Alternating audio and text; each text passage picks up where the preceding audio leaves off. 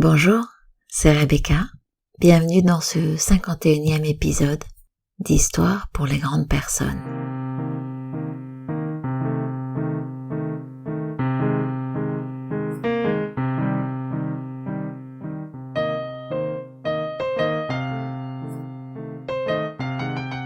La vie est un mystère qu'il faut vivre et non un problème à résoudre. Cela pourrait nous permettre d'aller au-delà des limites de ce dans quoi on existe. Vous avez un petit mix dans ces deux phrases de Gandhi et de Sadhguru qui m'a été partagé par François. Je vous ai parlé du 51e épisode et le dernier parlait du 49e. Oups, en fait j'ai raté une marche, je me suis emmêlé les pinceaux. Et ça n'est pas très grave. Je commence par vous dire qu'on se retrouve tous les 15 jours sur Spotify, sur Google, sur Apple. Et pour moi, c'est toujours avec beaucoup de plaisir. L'histoire que je vais vous raconter, elle s'est écrite à la première personne. Je l'ai trouvée en ligne, comme beaucoup. Mais je vais vous la partager comme elle est écrite. Et je vous laisserai l'entendre comme si c'était vous qui parliez. C'est parti. C'était un jour ordinaire qui ressemblait somme toute à tous les autres. Et j'ai décidé ce jour-là que j'en avais assez. Assez de tout. J'ai alors décidé de tout laisser tomber.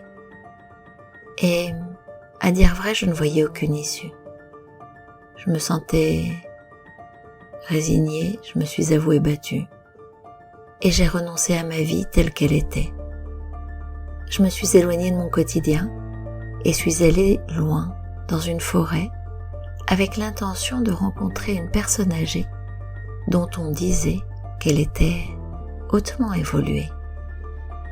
J'ai marché dans les bois pendant une demi-journée afin de rencontrer l'homme qui allait m'aider.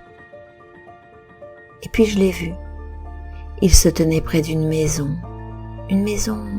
très modeste, et il était occupé à jardiner. Quand il m'a vu, il m'a aussitôt invité à prendre le thé. Il a remarqué la morosité sur mon visage, m'a demandé ce qui n'allait pas, et je lui ai raconté mes malheurs. Il m'a écouté, attentivement, sereinement. Une fois le thé terminé, ce vieil homme m'a invité à me rendre sur un magnifique terrain à l'arrière de sa petite maison. Il y avait quelques fougères et bambous, près d'une énorme quantité d'arbres. Le vieillard m'a demandé d'examiner ces deux types de plantes, les bambous et les fougères. Il m'a dit vouloir me raconter une histoire à leur sujet. Et vous connaissez mon goût pour les histoires. Il a commencé ainsi. Il y a 8 ans, j'ai planté quelques graines de fougères et de bambous, exactement en même temps. Et j'en ai pris bien soin. En quelques mois, les fougères ont commencé à germer. Elles sont devenues rapidement des plantes monumentales. Et pendant ce temps, les graines de bambou étaient toujours sous terre. Je l'écoutais, j'étais attentive. Et le sage poursuivit. Une année entière s'est écoulée. Les fougères poussaient, encore et encore, mais pas les bambous. Patiemment, j'ai continué à les arroser. Et puis, une deuxième année s'est écoulée. Et les bambous refusaient toujours de se manifester. En me racontant, il était attentif à mon intérêt. Il le validait par son regard, puis il poursuivit. Je n'ai pas abandonné après la 3e année, ni après la 4e année. 5 ans plus tard, j'ai finalement vu quelques brindilles timides se montrer. Des brindilles de bambou. En comparaison avec les fougères, elles étaient tellement minuscules. Mais les bambous reprirent peu à peu le terrain. Et en 12 mois, ils devinrent des arbres solides de plus de 10 mètres. Je l'écoutais, stupéfaite d'entendre ce revirement. Persuadé qu'il avait toute mon attention, l'homme sage continua. les bambous ont pris 5 ans à développer de grandes racines parce qu'ils devaient se préparer à s'élever très très haut. Et à ce moment-là, je compris la leçon de botanique. Bien sûr, parfois les choses prennent du temps parce qu'elles se préparent à l'abri des regards pour aller bien haut par la suite. Finalement, je compris que l'important était de persister, de ne pas se décourager. Après cette conversation, j'ai quitté la forêt, j'ai repris mes activités avec courage et j'ai retenu que, qui sait, quand j'attends la résolution de quelque chose, quand je bute, peut-être suis-je en train de développer des racines grâce auxquelles j'atteindrai des sommets. Il s'agit d'un conte oriental. Je sais que vous savez ce que sont les mots qu'on met derrière et je vais les taire, même si le concept cher à Boris Cyrulnik est un vrai beau concept.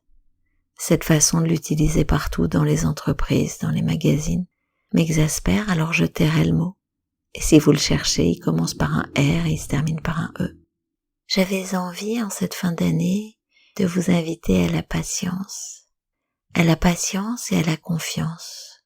Et en premier lieu, la première chose, à définir votre objectif, votre but, votre désir. Il y a une phrase qui dit que il n'y a pas de voyage sans destination. Ok. Quelle pourrait être la destination pour vous?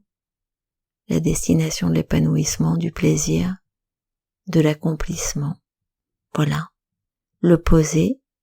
Certains vont se marrer, mais le poser dans l'univers et attendre et être patient et considérer que cela va arriver. Je vous remercie d'avoir écouté ce 51e épisode d'Histoire pour les grandes personnes. Je vous remercie pour tout ce que vous faites pour qu'il rayonne. On se retrouve partout. Je vous dis à dans 15 jours. Je vous dis aussi que, au cas où vous ne le sauriez pas, il y a une 50aine d'histoires en ligne, que vous pouvez toutes les écouter les unes indépendamment des autres, et qu'en général, à la réécoute, elles délivrent de nouvelles perspectives. Un autre regard nourri par ce qui vient de se passer pour chacun d'entre nous. Je vous remercie d'avoir écouté cet épisode. Je vous retrouve dans 15 jours dans Histoire pour les grandes personnes. À bientôt. Au revoir.